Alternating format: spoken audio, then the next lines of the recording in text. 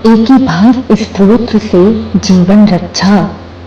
आचार्य श्री शांति सागर जी अनेक सिद्धियों के स्वामी थे, परंतु वीतरागी श्रमणों के लिए सिद्धियां निष्प्रयोजनीय होती है। हाँ, कभी कभार वे अपने अनन्य भक्तों के लिए किंचित प्रशस्त अनुराग से अभिभूत होकर उनकी जीवन रक्षार्थ सिद्धियों का उपयोग कर लिया करते हैं। एक बार ब्रह्मचारी जी के मस्तक पर कुष्ठ रोग का सफेद चिन्ह दिखाई दिया, जो धीरे धीरे उनके मस्तक पर बढ़ने लगा। इस दुश्चिंता में वे इतने व्यथित हुए कि एक बार उन्होंने आत्महत्या का भी विचार कर लिया, लेकिन यह सब विचार आड़े आ गया कि संक्लेश रूप जघन्य परिणामों से मरण को प्राप्त होने पर न जाने किन मुनि में जाकर कष्ट भोगने पड़ेंगे। उन्हें बाहर लोगों के सामने जाने में लज्जा और संकोच होने लगा, क्योंकि कुष्ठ रोग के प्रति लोगों की धारणाएं आज से 50 वर्ष पूर्व अच्छी नहीं थी। इसका संबंध वे हीनाचरण से जोड़ लेते थे।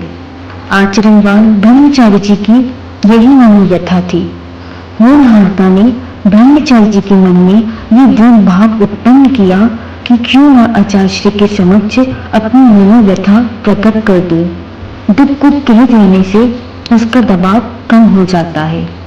एक विश्वास के साथ सजल नेत्रों से वे कहने लगे, भगवान, मैं अपने पाप हृदय के कर्म विपाक को झेल पाने में असमर्थ हूँ और आत्मघात के खोटे विचार से भर गया हूँ। अस्तु, समाधान की आशा में आपके चरण सानिध्य में आया हूँ।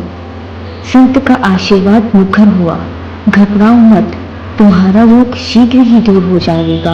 दिन में 3 बार एक ही भाव स्तोत्र का शुद्धता पूर्वक पाठ प्रारंभ करो, जैसे जीवन का मूल मंत्र हाथ लग गया हो।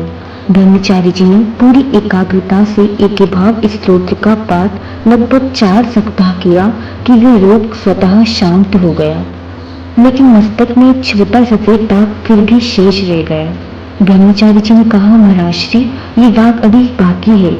परम पूज्य आचार्य श्री गुरुवर का मंगल आशीष से उठा हुआ हाथ उनके मस्तक को स्पर्श करते ही वह सफेद दाग भी ना जाने कहाँ गायब हो गया।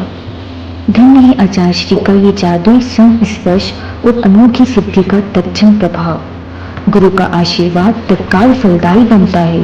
गुरु प्रसाद की इस अमृतोपम उपलब्धि ने ब्रह्मचारी जी को आत्मघात के जघन्य कृत्य से उबार लिया। संत का जीवन धर्म और धर्मात्मा के परोपकार के लिए हुआ करता है।